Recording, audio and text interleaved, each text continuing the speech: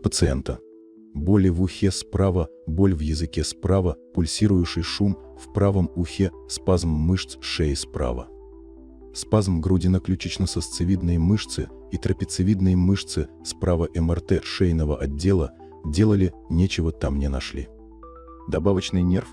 Консультативное заключение по представленным МР-томограммам пациента 1983 года рождения, дата исследования 5 октября 2024 года. Область исследования – черепно-мозговые нервы. При прицельном сканировании черепно-мозговых нервов внутренние слуховые проходы симметричные, не расширены до 5 мм справа, до 5 мм слева.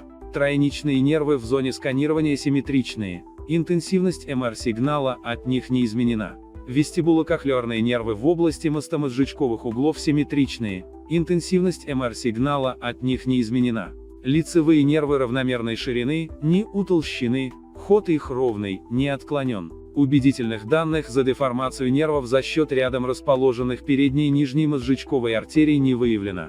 Улитки и полукружные каналы с обеих сторон без видимых патологических изменений. В нижних воздухоносных ячейках сосцевидного отростка правой височной кости признаки отека слизистой оболочки. Заключение: достоверные МР-признаки патологии черепно-мозговых нервов не выявлены. МР-картина минимально выраженного правостороннего мастоидита. Рекомендована консультация невролога, лор-врача КТ-височных костей. 6 октября 2024 года. К.М. Доцент Котов М.А. Заключение не является окончательным диагнозом и должно оцениваться лечащим врачом вместе с результатами других исследований и клиническими данными. Комментарий врача-рентгенолога. Убедительных данных за наличие вазоневрального конфликта я не вижу. Нервы, артерии расположены правильно. Каких-то дополнительных структур в зоне интереса нет.